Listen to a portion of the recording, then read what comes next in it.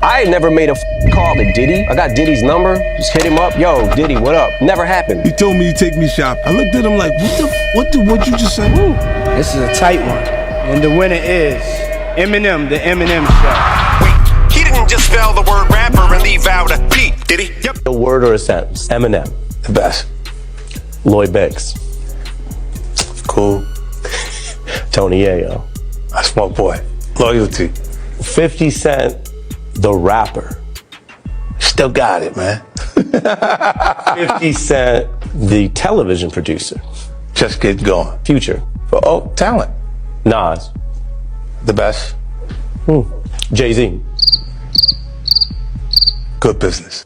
50 Cent fired back at Jay-Z after he said this about him. No one's scared of 50 Cent. I'm about $1. What the f is 50 cents? Jay goes, and nobody's afraid of 50 Cent. His safe presentation, what the glasses represent? Intelligence, right? A nerd, maybe? Why would you have to make that clear when no one's ever asked me if I'm afraid of Jay-Z? His largest selling record sold 430-something thousand copies. My largest selling records, plural, 2 of them sold 5 million. In a word or a sentence. Jay-Z. Good business. What Jigga just sold, like 4 mil? He got something to live for. Don't wanna put in fold through that Bentley coupe dope. The new lawsuit coming with Jay. The part with Jay. I go, oh, shoot. Like, To us, black excellence. that had to be there. We getting tighter, you know what I'm saying? And united we stand, and ain't nothing else. Black excellence, they're sitting there like, yeah. It's the billionaire brunch. Oh, Like, I hate you, man. unaware of anything going on here. This is the one time I'm going to be with you this year. Yeah. Come on, bro. That's the problem. You didn't realize on Monday that every word that you said was going to be it. For years, some of the most influential figures in hip-hop were not protected by innocence, but by quiet loyalty and a carefully preserved culture of silence. In his new documentary, 50 Cent invites viewers to reconsider why that silence seemed to surround names like Sean Combs, Jay-Z, and Beyoncé for such an extended period. What were once viewed as isolated events are now presented as elements of a broader system in which access, influence, and discretion hold significant power. The documentary shifts focus from individual personalities to the structures that may have shielded them, raising questions about who benefits when stories are delayed, who is harmed when truth is postponed, and why certain narratives remain confined to whispers. As similar patterns appear repeatedly across different generations of artists, the film ultimately pushes a difficult question. When does repetition stop being coincidence and start becoming intention? All of us, and laughing and joking with each other. Then over the years, I see them giving garden parties. You understand what I'm saying? You could tell that the people in power had gave that reign to Diddy, and Jay was next in line. So to separate him, when in fact they may be two of the same, but because Jay-Z is low-key, that low-key sneaky shit, and Diddy is, and was rambunctious, you know, just out with it, it don't mean that they not two of the same. One just a little quieter with his shit. What happened at the basketball game? When they ran into, you guys ran into Jay-Z? They were just talking. They was talking amongst each other about their little white girls. They little skinny white girls. And I mean, did Diddy always say negative things about Jay around you? The time he was trying to get Ja Rule to go at Jay, yeah. He was. They worked it out. Was there a reason behind it? I couldn't tell you the reason behind it. It was probably because Big had died. I don't know what it was, man. I don't know why he wanted Ja Rule to go at Jay. I guess if he kept them beefing or kept them into some bullshit, he could rise up in between both of them. You know what I mean? Yep. It definitely was some snake shit. Well, you know, Meek Mill is also someone who has been tied to Def Jam. She was an innocent baby when she came over here. And look at her now. 14 going on 15 years old.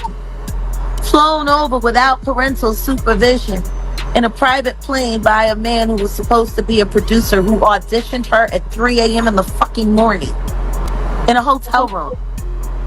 Auditioning at 3 a.m. in the morning, a 14-year-old girl. She was flown to another country. She was taken to Def Jam headquarters. She was left in a conference room alone with Sean Carter for nearly 6 hours alone with no parental supervision. Her father collected a $500,000 check. She has the fastest inked deal in. Influence and entertainment rarely exist in isolation. They often develop through proximity to power. The documentary suggests how careers can accelerate when linked to major hubs of wealth and influence, and how momentum can fade when those connections weaken, framing proximity itself as a subtle form of control. From this angle, relationships around figures such as Diddy and Jay-Z are presented not as accusations, but as context, highlighting who stayed close, who distanced themselves, and who chose silence. When access becomes a kind of currency, the film ultimately pushes viewers to consider a key question: who is really controlling the flow? And those men sit up there and seen her being abused by him, and they did what everybody else did for years in the industry. They kept it quiet and kept doing business with her. Do you think a lot of people know what Puff was doing and kind of just turned a blind eye? Yeah. That's a no-brainer. That's a no-brainer. He had got so listen, everybody in the world knew he took a cowbell and tried to beat the coach up with it. Nobody did nothing. They heard stories for years about him slapping, beating Kim and all other women that he was with. I'm surprised more haven't came out with it. They don't probably want the attention or whatever. But there's more women out there can say that he probably put their hands on them. With Usher, Neo, and Jimmy Iovine being exposed as somebody who might have potentially seen this type of behavior, you know, do you think that they will try to call them on the stand, or, you know, like, do you think they should be held accountable for some of that too? Well, I think that when you have situations like that and you in a room with somebody, you can't make them see anything when they come to the stand, because all they can just say is that I didn't see it. I was there. I wasn't looking in that direction. I don't know what really happened. All I know is Cassie was holding her stomach, bent over, throwing up. You know what I'm saying? Yeah, they'll say anything. Their lawyers will tell them what to say. They have people to teach them what to say in circumstances and situations like that. So Dawn, yes, she saw it. She saw that they were there, and they should have seen it too. She would have to describe when that happened. What did Usher do? What did Neo do? What did they say? Public silence can be a form of caution, but it can also function as a strategic choice. The documentary examines moments when influential figures chose not to give interviews, refrained from issuing statements, or relied on legal processes to speak on their behalf. Actions that subtly shape public perception without adding new information. In a media environment driven by rapid responses and constant attention, silence can slow scrutiny and redirect focus elsewhere. When withholding comment becomes the strongest possible message, the film encourages viewers to consider what that silence is ultimately intended to protect. When I first heard the conversation, when I first heard the allegations, I said to myself, that's 2000, that's when I was there. And so I got to read what was said and how it went down and everything like that. And then first of all, I start seeing some inconsistency. But I don't want to criticize the victim or the person that said that they was a victim, but some of the statements and some of the things that I heard was incorrect. As far as I know what we did at that time. First of all, we did not use limousines. We used SUVs in 2000. You know what I'm saying? So when she said that it was a limousine that picked her up or she went with a limousine driver, I was kind of skeptical and wanted to hear more about her story. So now she said that the limousine driver, got her into a party, but somehow she had to went to a gas station, and if you know that area, there's no gas stations unless you walk all the way up to 96th Street. That's like 40 something blocks. So I was like, all you had to walk to the west side, which is another 14, 15 long blocks. And then you would have to know where you're going to find that gas station because it's close to the West Side Highway. Unless she went all the way downtown, and then who gonna pick her up from that far away from the the venue where she went to. So, and then she said something about that, the allegation said something about that she went with the limo driver. So did the limo driver drop Puff them off or Jay them off, then came back and got her, then take her to the party? It was just a lot of inconsistencies. I was like, first of all, we didn't even use limousines. You understand? Bad Boy used SUVs. So I found those being real inconsistent on what the story she was talking about. And then for limousine driver who would know us, because our drivers didn't drive limousines, how you gonna tell somebody to get in the party? He had to go through security for that. And that just wouldn't have happened. A major shift occurs when claims move from private discussion into official channels such as legal filings, verified interviews, and sworn statements, turning speculation into documented records and bringing the conversation from quiet rumors into the public domain. Now, why? Because he's the acceptable monster at this time, like R. Kelly was the last time I sat on this couch. So who's next? Y'all don't see the lineup? Yeah, we see the lineup. I'm just waiting to see who's next. Jay-Z is setting Diddy up. Why is everyone having such a hard time? He ain't doing different. He lined up D. Haven, stole his life and identity. He lined up Big L, stole his life and identity. He lined up Dame Dash, stole his life, identity, and took his love. Lined up R. Kelly. He wants to be the one. Yeah, shout out D. Haven. He actually hit us up, wanted to tell this story. You need to talk to D. Haven. Yeah, we need to talk to him. I told you that last year when I put you on the phone with him. You did. I want you to think about this. Allegedly, Sean Carter is responsible for enacting Hype Williams to put Aaliyah on a faulty plane to move her out the way as punishment for rejecting him, and so he could level up Beyoncé, who was struggling. Let's just say allegedly that happened. Now I want you to think about 106th and Park with Mary J. Blige. Free, who is a victim of Sean Carter. Yeah. Mary J. Blige, who is a victim of Sean Combs, are sitting there talking about the death of Aaliyah amongst each other. Think about that. You got a Diddy victim, you got a Jay-Z victim, and you got a superstar gone. They know what happened. And yet, they had to sit there and have that conversation like they didn't know who did it. Think about Claudia Jordan right now. Claudia Jordan don't ever mention my mother name. She mentioned it yesterday.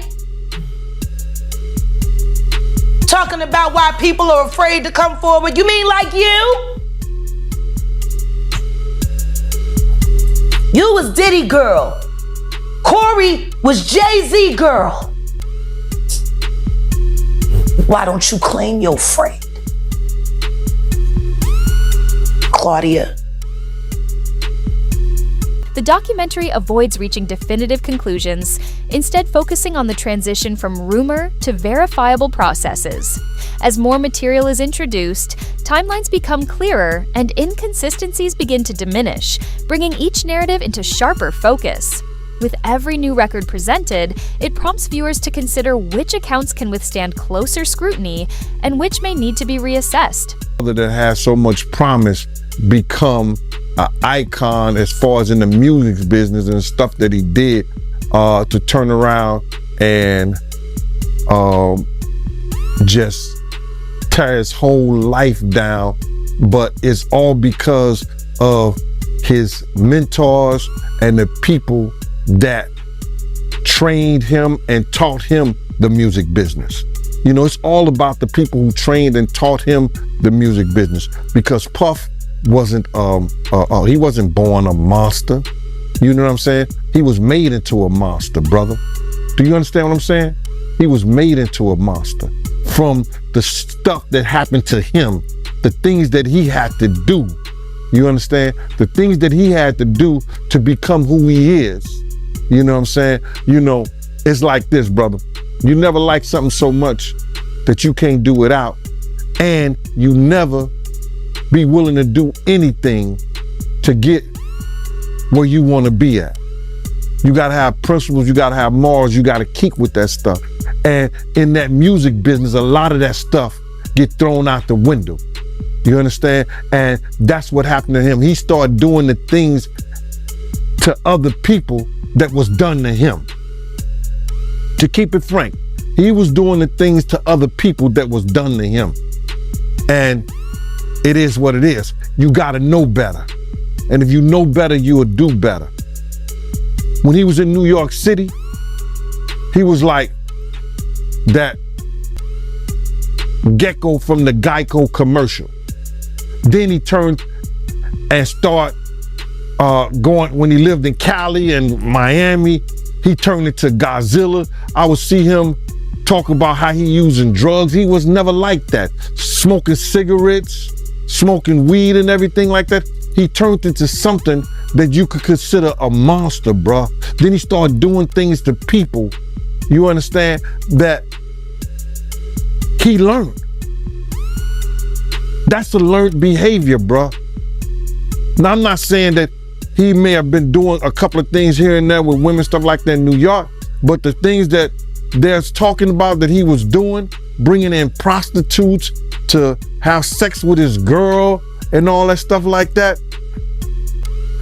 that was some crazy stuff to me, man. So I'm just looking at this whole thing, man, and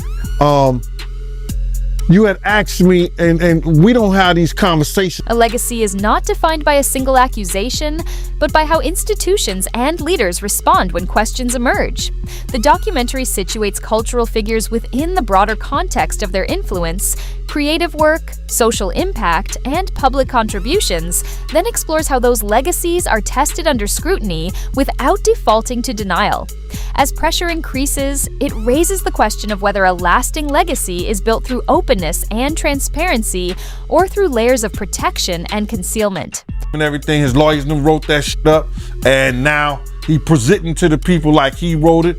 Everybody know that if he's stealing rhymes and he's stealing bars, I know that's your man, Mighty.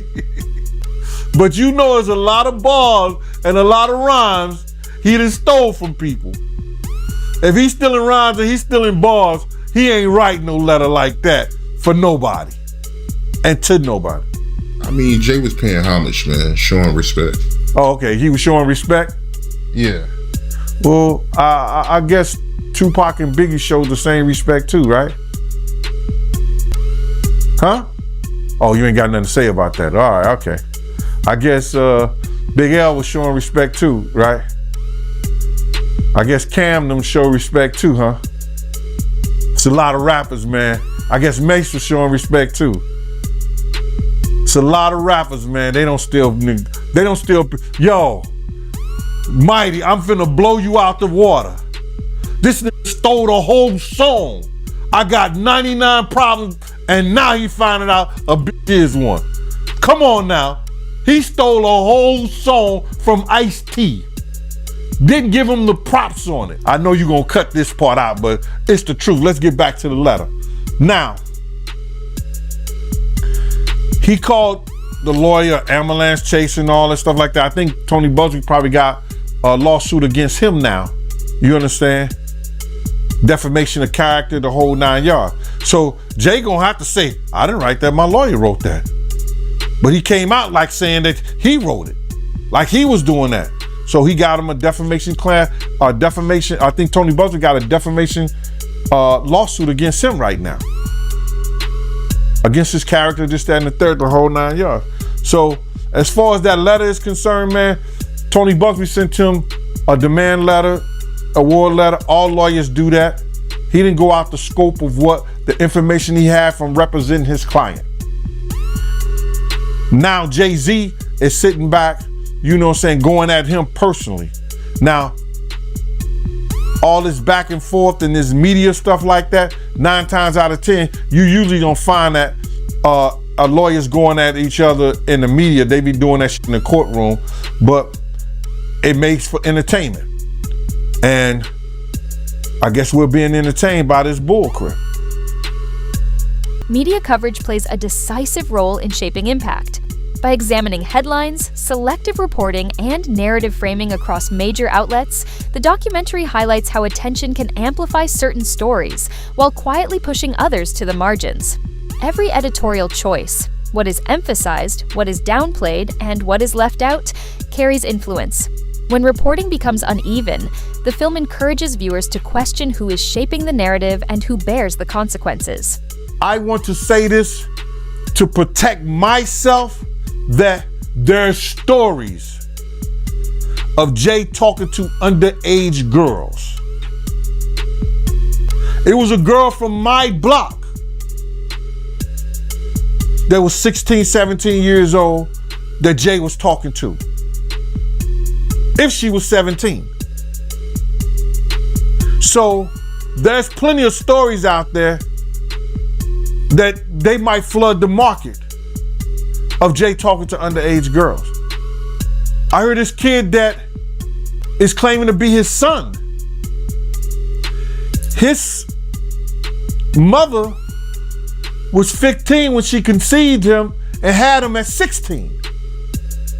And Jay refused to do a blood test or anything like that. And all of a sudden, when this has gotten real big and Tony Busby had taken the kid case, the kid just got arrested for having a gun in his car, I think, like that. Did you hear something about that? That the kid got arrested for having a gun in his car, and when they go and watch the tape, somebody was planting a gun in the kid's car.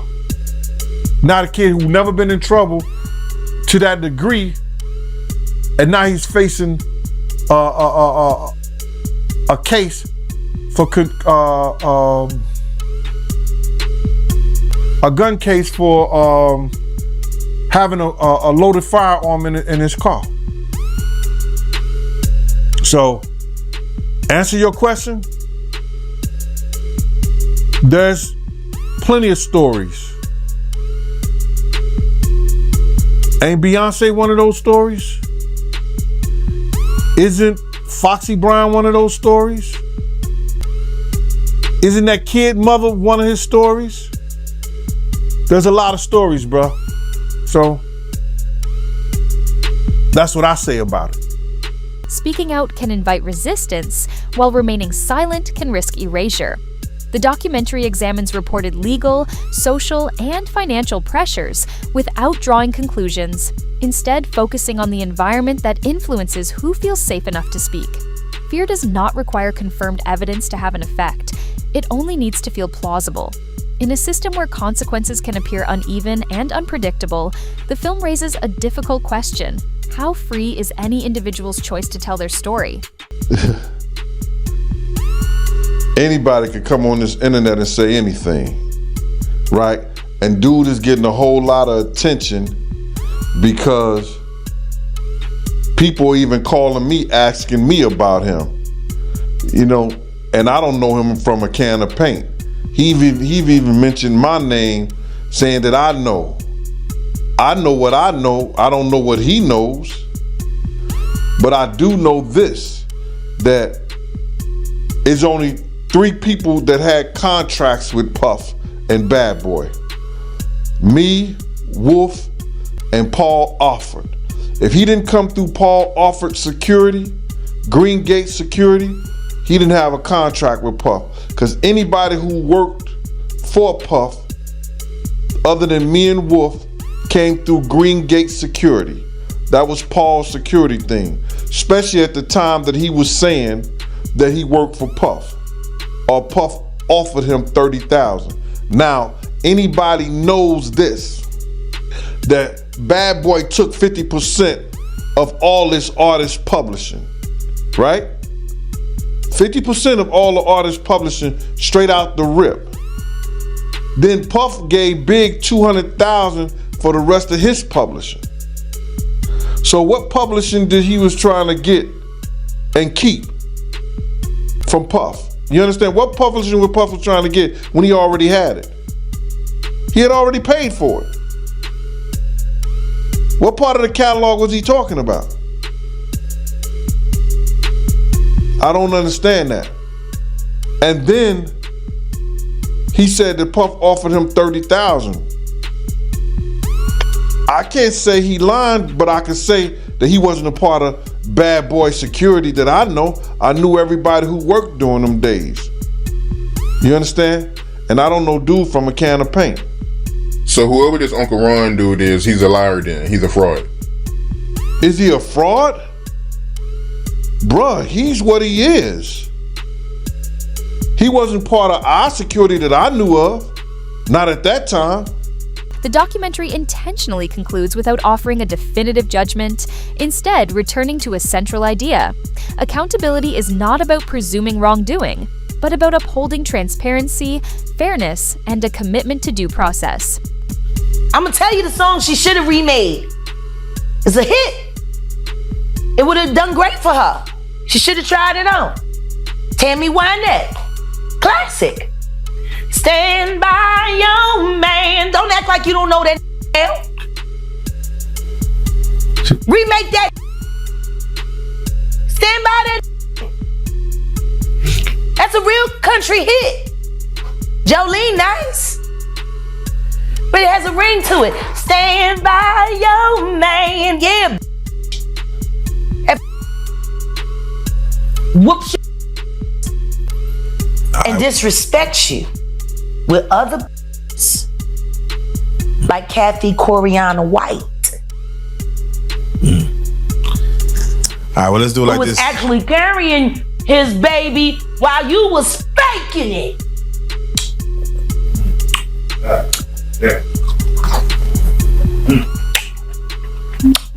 Why your husband don't want to put his seed inside of you? He put it in everybody else? Wild in this world, yo. It's funny, you open up Beyonce's internet, it just gets weird. Beyonce's internet. That's what we're calling that it. belongs to the devil. Unless you calling that the devil, she ain't nothing but an employee. Oh. And half of which dumbass bitch. You know, it's funny that it's crazy you say these things. Why don't nobody want to accept that bitch? I think she went and killed the girl Cats.